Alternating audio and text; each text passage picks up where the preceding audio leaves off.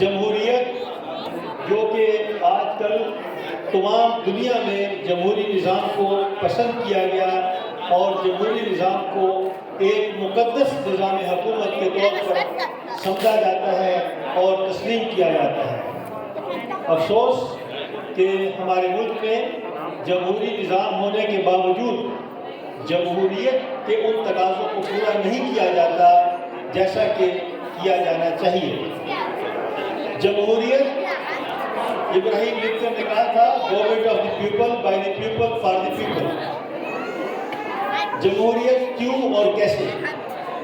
Norway میں مقیم پاکستانی نژاد محمد طارق جنہوں نے ناروے میں ایم اے اکنامکس کیا اور اسی طرح نارویجن پولیٹیکل پارٹی کے ممبر ہیں، پاکستان اور پاکستانی عوام کا درد رکھنے والے ہیں اور پاکستان کی سیاست پر ان کی گہری نظر ہے۔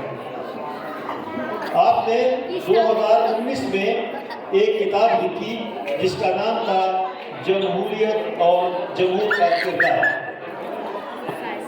ہمارے پاس جمہوریت تو ہے لیکن ہمیں جمہور کے کردار کی بھی ضرورت ہے، ہمیں جمہوری اقدار کی بھی ضرورت ہے اور عملی طور پر پاکستان میں جمہوریت کو نافذ کرنے کی بھی ضرورت ہے۔ یہ درست ہے کہ اس وقت پوری دنیا میں جو نظام حکومت پسند کیا جاتا ہے وہ جمہوریت ہے۔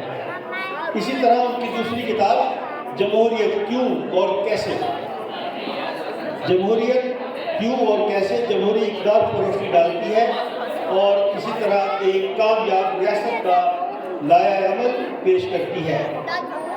آج ہم اس کتاب کی رسم اجرا کر رہے ہیں۔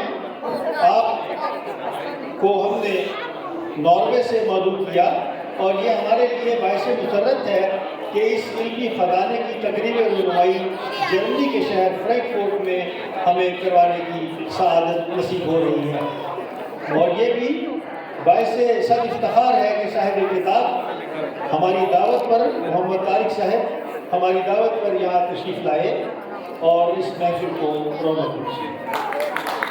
آپ کی کتاب جمہوریت کیوں اور کیسے جو کہ یہاں پڑھی ہے، اگر کوئی دوست لینا چاہے تو وہاں سے لے بھی سکتے ہیں۔ اور اس کتاب پر گفتگو کرنے کے لیے میں جناب سلمان خان صاحب کو دعوت دیتا ہوں جو ناروے سے تشریف لائے ہیں اور آپ سافٹ ویئر انجینئر ہیں، پاکستانی کمیونٹی سے وابستگی، پاکستان سے محبت اور پاکستان کے لیے سوچنا ان کی زندگی کا مقصد ہے۔ اللہم صلی علی محمد عبدک و رسولک و صلی علی المؤمنین والمؤمنات۔ آپ سب کو میری طرف سے السلام علیکم۔ وعلیکم السلام۔ میں کئی طور پر آیا اپنے دوست محمد طارق صاحب کے ساتھ جنہوں نے اپنی کتاب کی مدت کیوں اور کیسے کو بارے میں تھا۔ مجھے کہا کہ آپ نے اس وقت تھوڑا بہت اپنا اظہار خیال کرنا ہے اس کتاب کے بارے میں۔ تو پھر میں نے پڑھا اس کتاب کو تو اس کے بارے میں یہ جو تھوڑی دیر میں اظہار خیال کرنا چاہتا ہوں تو چاہتا ہوں آپ لوگ نوٹس کریں تاکہ اس میں جو بنیادی بات ہے نا کس طرح کی بات اس میں زیادہ جو ہے نا سب سے زیادہ جو ہے نا سوچنے پر مجبور کے میں بات کو کروں بنیادی طور پر میرے کبھی کبھی نہیں ہے تو اس کے لیے چاہتا ہوں آپ نوٹس کریں تاکہ اس چیز کو پاتا ہوں۔ اصل میں ہمارے معاشرے کی جمہوریت کی بات کی ہے تو تین قسم کے معاشرے کی جمہوریت ہے۔ تین قسم کے ہمارے یہاں طبقات ہیں جو جب اسے پوچھا جاتا ہے تو جواب ملتا ہے کہ ایک طبقہ کہتا ہے جو جمہوریت ہے وہ بالکل اپوزٹ نظام ہے اسلام کی۔ دوسرا طبقہ یہ ہے وہ کہتا ہے بلکہ جو پہلا طبقہ ہے جمہوری پسند بھی کہتا ہے، یعنی آپ سب ہمارا یہ چھوٹا طبقہ ہے۔ दूसरा तबका है जो समझता है कि उसको मैं कौन पढ़ा था वो फलसफे की हिस्ट्री को भी लिखी यूरोप की वो ये सिखाया गया है कि आप कुरान से पहले जितनी भी यूरोप में फटी किया ना वो कुरान पाक में पढ़ सकती है। अच्छा ये दोनों छोटे से निकालते हैं। उससे जो बड़ा तबका है जो मुद्दे की बात करता है अक्सरियत के शुमार मुल्कों में जो लोग जाफरी को आज़ादी आई है जो मीडिया में दखल है वोटिंग करती है तबाह करते हैं तो इस तबके में आप की जमहूरियत के बाद बहुत ज़्यादा इंफॉर्मेशन नहीं है। तारिक साहब ने जो किताब लिखी है उसका मेन चीज़ तो ये बताई है जमहूरियत नीचे से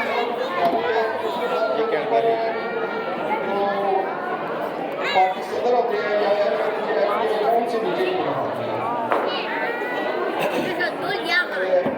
जमहूरियत जो है वो मुशावरे से शुरू किया नीचे अवाम से आपने नुमाइंदे अपने मुंतखब करने और ये बुनियादी हक ही होता है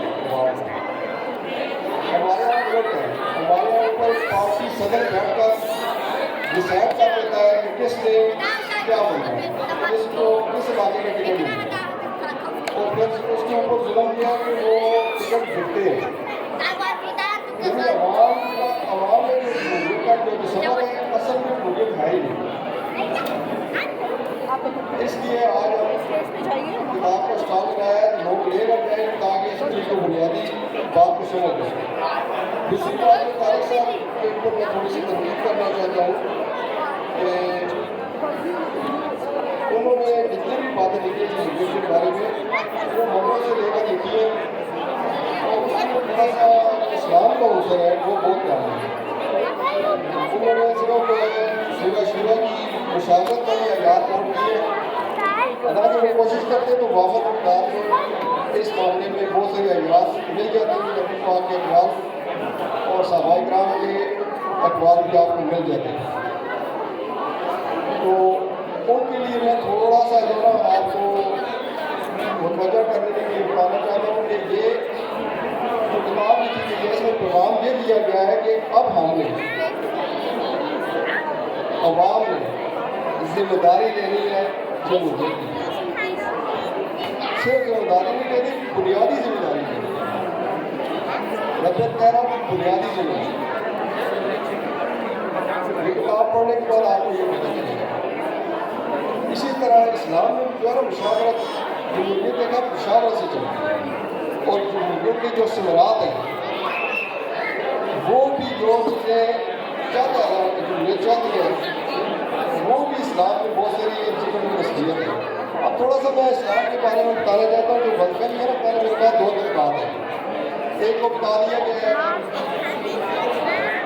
कि जमहूरियत कुफर है दूसरे को बात डाल दी गई है इस्लामी तारीख की है कि जो कुछ लोगों ने तरक्की किया है हमारी रियासत बनी है इंसानी हुकूक का पासदारी हुई है वो सारी की सारी जो है ना इन्होंने कुरान पाक से नहीं कर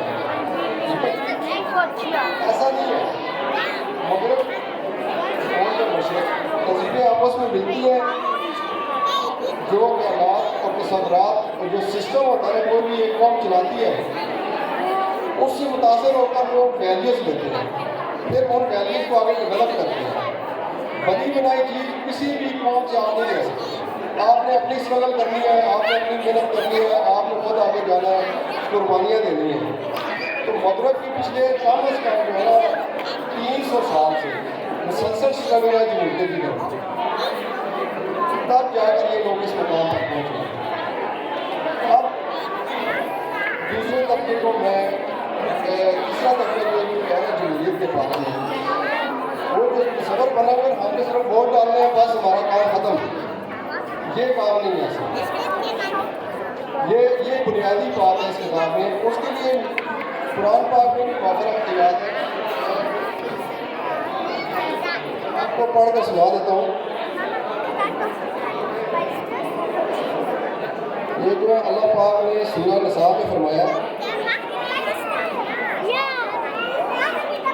बेशक अल्लाह तुम्हें हुक्म देता है कि इमारतें उन्हीं लोगों के सुपुर्द करो जो इनके अहल हैं کیا یہ بات کوئی خلائی مخلوق کو نہیں کہی جا رہی،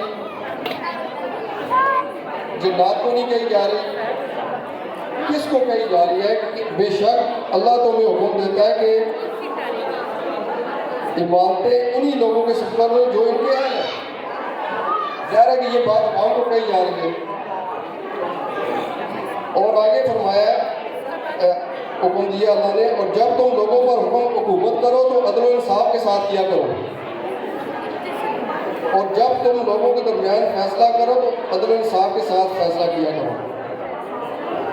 بے شک اللہ تمہیں کیا یہ اچھی نصیحت فرماتا ہے، بے شک اللہ خوب سننے والا جاننے والا ہے۔ یعنی کہ یہاں مطلق بات جو کی جا رہی ہے وہ کسی طبقے سے نہیں کی جا رہی، کسی ایک خاندان سے نہیں کی جا رہی کہ تم کرو، یہ مطلق ساری عوام کو کہا جا رہا ہے، ساری عوام کو انکلوڈ کرتا ہے، ساری امت کو انکلوڈ کر کے کر رہا ہے۔ اس سے اگلی بار یاد ہے دوبارہ جو ہے آئین قانون کو مضبوط کرتی ہے۔